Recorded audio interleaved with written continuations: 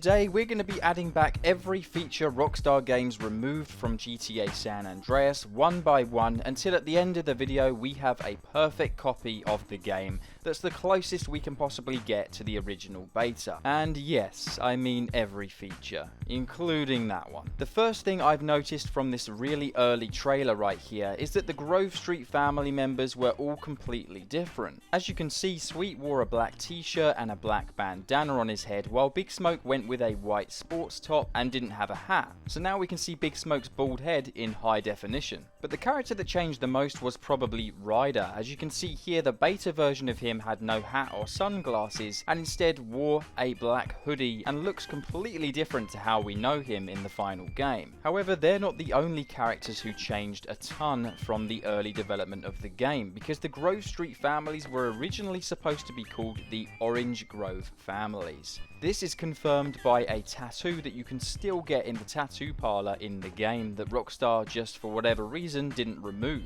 So what I've done is I've added back the original Orange Grove Street families, and personally I actually prefer these colours to the green colours. This would explain why CJ, Sweet, Ryder and Big Smoke also had a lot darker clothing, opting to wear black a lot of the time. And next up I want to showcase some of the weapons that were cut from the game as well. And there's quite a few of them. So firstly, you've got a baseball bat here with nails in it, which would have been pretty awesome to be in the final game. It doesn't do a whole lot of damage, but certainly looks really badass. In this beta screenshot here, we see the beta micro SMG, where originally they were supposed to look a lot more like the models that we see in Vice City.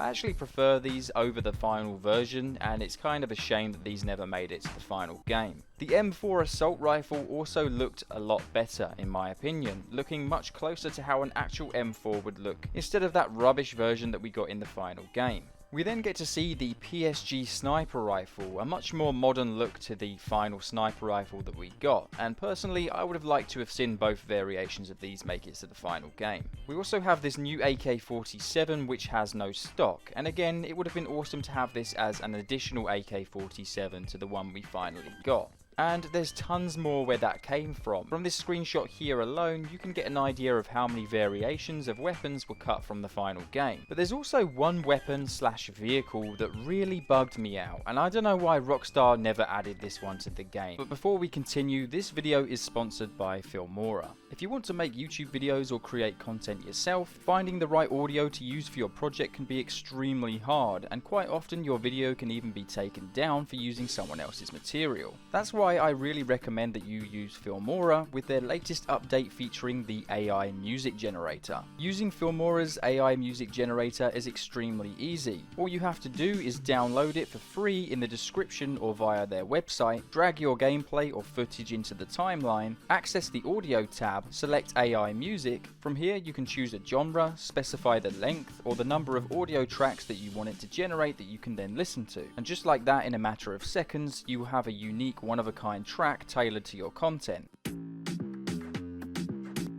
And if you want your music to be a bit slower or faster, just come down to the audio stretch tool, click and drag it to either be faster or slower, and once it's generated it will do it all for you in a matter of seconds. There's also the ability to remove background noise from the video using the AI denoise tool. Simply double click the video, head over to the audio tab, and you'll have plenty of options to your liking, such as AI speech enhancement, the ability to remove background noise, and more. There's also amazing transitions and effects like audio visualizers where you can customize the position, intensity, and hundreds of other plugins that you can add to your video just by clicking and dragging them onto the timeline. So head on down to the description or go to Filmora's website and download the software now completely free.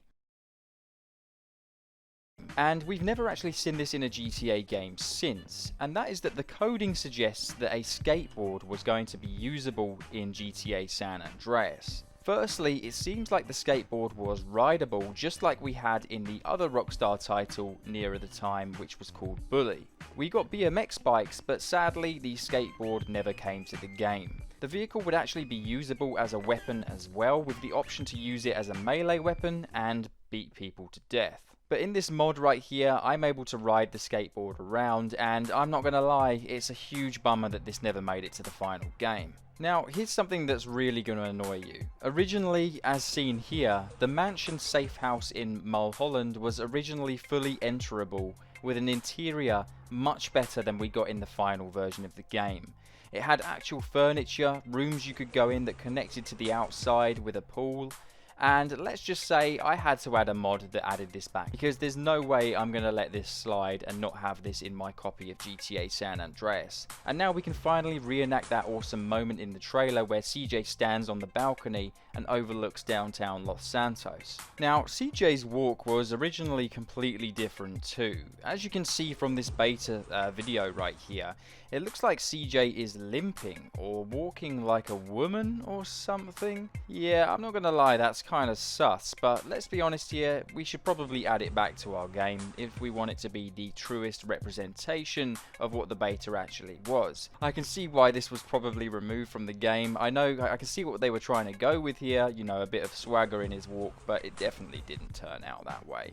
But something you might also have missed right there is there's this really interesting floating X marks the spot kind of thing that originally represented the ability to enter buildings. One thing you'll notice, however, is that in this screenshot here, CJ is crouching in a much cooler way than we see in the final game as well. And also there's those cool Uzis again that we mentioned earlier. So yes, we're going to add this feature back to the game, and personally I'm quite upset this one got taken out. It might be small, but it still makes a huge difference, and in my opinion, it makes for some really cool screenshots. Okay, so let's talk about some beta vehicles. Did you know that the Hydra originally looked entirely different? This is how it was actually supposed to look in the game, and as you can see, the tail of it, probably most notable change, is that it is just a simple V shape, and the final version of the Hydra was a lot more beefy and fat, and I think this version of the Hydra is more interesting, but I kind of prefer the final version. Some other vehicles also looked a little bit more detailed and classic, but sadly were removed from the game during development. One of the completely cut vehicles was this FBI truck, available in a beta mission titled The Truth Is Out There. However, the Brady Games strategy guide for GTA San Andreas still features this FBI truck within it, so if you've got a copy of that, you should probably check that out yourself. It looks like the vehicle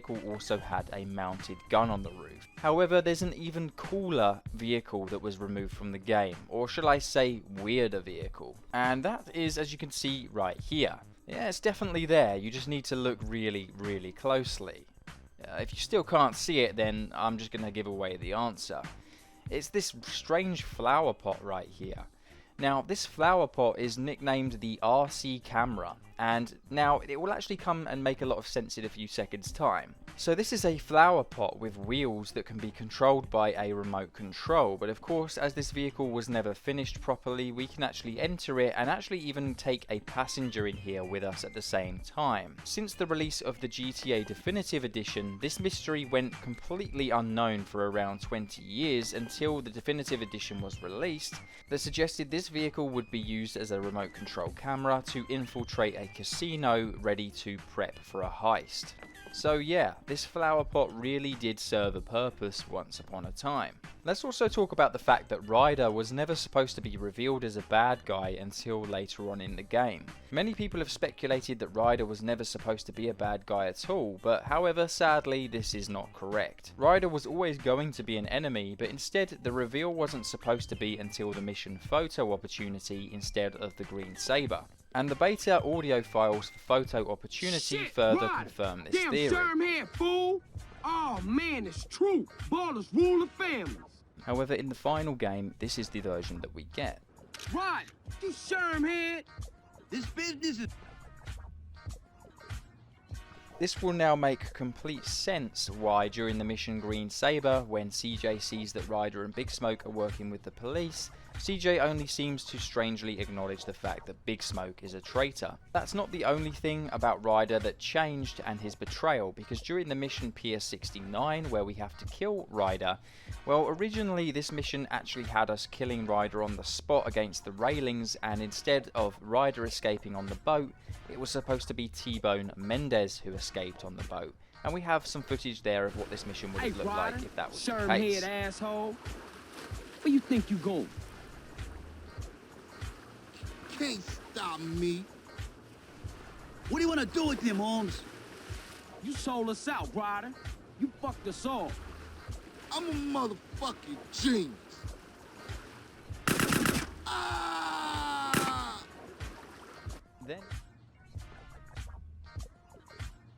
that would also explain why at the end of the mission, Ryder's dialogue lines are just reused lines from previous missions in the game. Later on in the mission, we get a phone call from Caesar. You may notice something strange about this phone call. Take a listen to that and see if you can figure it out. What's up, Caesar? Hey, you okay, Holmes? We've been watching from the pier with binoculars. Yeah, I'm good, I think. Listen, you guys better clear out. The cops gonna be all over. Well, Caesar's audio line is not from a telephone. You can tell this because it sounds like we're standing right next to him. So we know in the original version of this mission, we were supposed to return back to the pier and speak with Caesar face to face.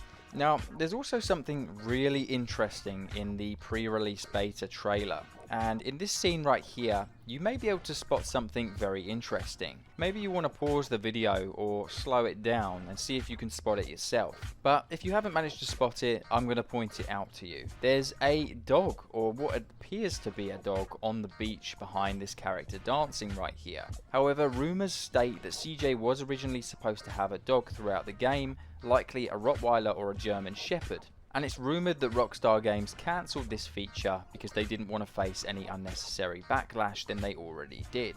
However, no matter what attempts Rockstar Games made to avoid any backlash, something serious happened when somebody did some data mining into GTA San Andreas and uncovered something extremely serious. We are of course talking about the hot coffee minigame with your girlfriends. The hot coffee mod gained attention and sparked controversy for including explicit content in the game. Essentially what this minigame was that you could go inside your girlfriend's house after taking them on a successful date and play a minigame where you do the business. And you'd have to press buttons on the screen to do it. So yeah, and after a little bit of scientific research, I can confirm that this feature was definitely a real thing.